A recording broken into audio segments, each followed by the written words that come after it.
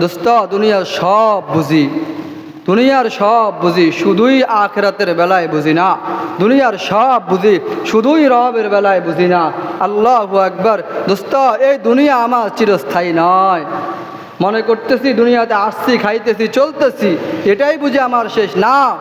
দুনিয়াতে শুধুই পশু, খায় ঘুমায় উঠে। কিন্তু যে মুসলমান, যে নবীর উম্মত, তার শুধু খাওয়ার ঘুম কাজ না, তার কাজ হচ্ছে মূল আল্লাহ তাআলার গোলামি করা। কি বলেন ঠিক না ভাই? যদি আমি আল্লাহর গোলামি করার মতো সেই মানসিকতা আমার থাকে, তো আমি ঘুমাবো, সেটাও আমার গোলামি হবে। কি বলেন ঠিক না ভাই? ঠিক। আল্লাহু আকবার। এজন্য ভাইয়েরা, সব কিছুর মূল হচ্ছে আল্লাহ যেভাবে বলছেন, রসুল যেইভাবে করছেন, হুবহুব ওইভাবে করার নাম হচ্ছে গোলামি। ওইভাবে করার নাম কি? গোলামি। আল্লাহু আকবার। এজন্য আল্লাহ তাআলা আমাদেরকে পরিপূর্ণ তার গোলামি করার তৌফিক দান করেন, বলেন আমিন। দোস্ত রব বানাইছেন, যত ইবাদত দিচ্ছেন আল্লাহ তাআলা, নামাজ দিছেন তো আল্লাহর ভয় অর্জন করার জন্য। কি বলেন ঠিক না? তাকওয়া মূল হচ্ছে কোথায়? দিলের সাথে সম্পৃক্ত। কোথায়? দিলের সাথে সম্পৃক্ত। যা দিল যত পরিষ্কার, তার ইবাদতের পাওয়ার তত বেশি। ইবাদতের পাওয়ার কি ভাই? তত বেশি। আল্লাহু আকবার। সাহাবায়ে কেরামের দিল ছিল স্বচ্ছ, তো জমিনে সেজদা দিছেন, মাটিতে সেজদা দিছেন, তো আরশে আজিম পর্যন্ত পৌঁছে গেছে। কি বলেন ঠিক না ভাই? ঠিক। এখন আমরা টাইসে সেজদা করি, কিন্তু আমাদের সেজদা আসমান পর্যন্ত পৌঁছে কি না, আল্লাহু আলাম, আল্লাহই ভালো জানে। কি বলেন ঠিক না ভাই? মূল হচ্ছে আমাদের দিলে সমস্যা।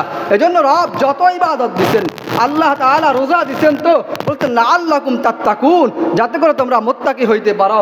আল্লাহ তাআলা কোরবান দিছেন তো আল্লাহ তাআলা বলেন লা ইয়ানালাল্লাহু লুহুমুহা ওয়ালা দিমাউহা ওয়ালাকিন ইয়ানালুহুত তাকওয়া মিনকুম। বান্দা যা কিছু করো না কেন, মূল হচ্ছে তোমার অন্তরের তাকওয়া। কি বলেন ঠিক না ভাই? ঠিক। আল্লাহু আকবার। কোরবানি শুধু পশুর বেলায় ছুরি চালানোর অর্থ কোরবানি না। কোরবানি হচ্ছে তোমার দিলে ছুরি লাগাইছো কিনা। কি বলেন ঠিক না ভাই? ঠিক। কোরবানি অর্থ হচ্ছে তোমার দিলে ছুরি লাগাইছো কিনা।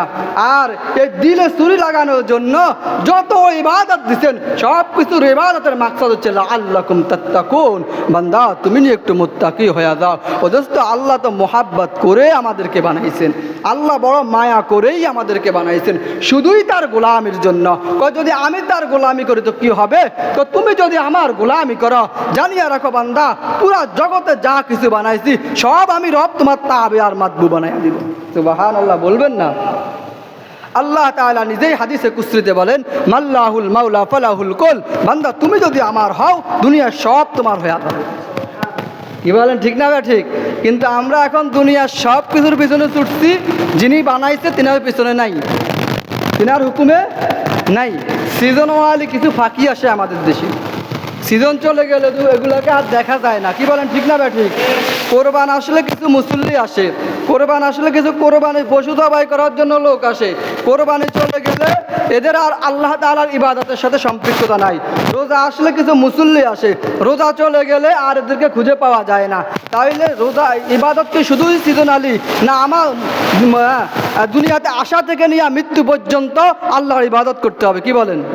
কোনটা? আল্লাহ তাআলা নিজে বলতে হাত্তা ইয়াতিয়াকাল ইয়াকিন। বান্দা এমন ভাবে ইবাদত করো তোমার মৃত্যু আসা পর্যন্ত। এটা কি আমার কথা না রবের কথা ভাই? আল্লাহ তাআলার কথা। এজন্য দোস্ত, সিজন ওয়ালি করলে লাভ নাই। সিজন ওয়ালি পাখি যেমন আসে, এটাকে মানুষ তেমন একটা কদর করে না। আল্লাহ তাআলা যেই গোলাম নিয়মিত গোলামি করে, আল্লাহর কাছে ওই গোলামের দাম অনেক বেশি, ওই গোলামের দাম অনেক বেশি, যদিও সে অল্প আমল করে, যদিও সে অল্প আমল করে। আপনি রমজান মাসে আসছেন, পুরা রমজান মসজিদে থাকছেন, খাইছেন, ঘুমাইছেন, কিন্তু চাঁদ উঠছে আপনাকে আর খুঁজে পাওয়া যায় না। কোরবান আসছে তো কার থেকে কে কত বড় গরু কিনবার প্রতিযোগিতা লাগাইতেছে। আল্লাহ কি এই প্রতিযোগিতার কথা বলছেন? আল্লাহ এই প্রতিযোগিতার কথা বলেন নাই। আল্লাহ বলছেন ফালিয়াতানাফাসিল মুতানাফিসুন। রব বলে বান্দা তোমরা ইবাদতে প্রতিযোগিতা করো। কিসে প্রতিযোগিতা করো? ইবাদতে। ইবাদতের প্রতিযোগিতা করতেন সাহাবায়ে কেরাম রাদিয়াল্লাহু তাআলা আনহু। জীবন দিতেন, ইবাদত ছাড়তেন না। জীবন দিতেন তো ইবাদত ছাড়তেন না। আর আমরা গোলামি করি না, টুকুর টাকুর, যেখান দিয়ে সহজ ওখান দিয়ে মানা, কোরবানি তো গোস্ত খাওয়ার একটা আমল আছে, এজন্য কোরবানি কে কত বড় দিবে একটা প্রতিযোগিতা। দোস্ত কোরবানি আসলেই শুধু পশুর গলায় ছুরি চালানো না, কোরবানি হচ্ছে সমস্ত দিলের মহাব্বত শুধুই আল্লাহর জন্য কোরবানি করে দেওয়া।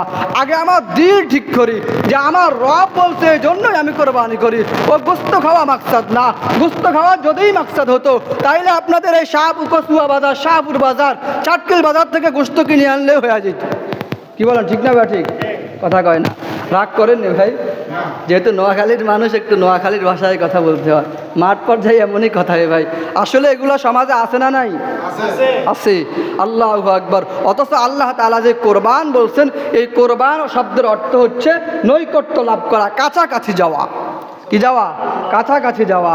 আল্লাহু আকবার। ও দোস্ত, কোরবানি আসছে তো আল্লাহর কাছাকাছি যাওয়ার জন্য। নামাজ দিছেন তো নামাজে বান্দা আল্লাহর কাছাকাছি যায়। রোজা দিছেন তো রোজার কারণে আল্লাহর কাছাকাছি যায়। হজ করছেন তো আল্লাহর কাছাকাছি যায়। সবগুলা ইবাদত আল্লাহ চায় বান্দা ফাফিরু ইলাল্লাহ, আমার দিকে আসুক। কিন্তু বান্দাও যখন নিয়তে ব্যস্ত হয়ে যাবে তো আর বান্দা আল্লাহর দিকে যাবে না, বান্দার ওই আমল আর আল্লাহ পর্যন্ত বুঝবে না। হাদিসের মধ্যে আছে, কোন আল্লাহর বান্দা যদি মানুষ দেখানোর জন্য নামাজ পড়ে, স্বাভাবিক এমনি কোনো আল্লাহ তাআলার কোনো মুহাব্বত অন্তর না রেখে নামাজ পড়ে, তো তার নামাজ আসমান পর্যন্ত পৌঁছে না। ফেরেশতারা নেকড়া পেঁচাইয়া আমার আপনার মুখে মেরে দেয়। কি বলেন, ঠিক না? এজন্য মহাব্বতের সাথে ইবাদত করা চাই।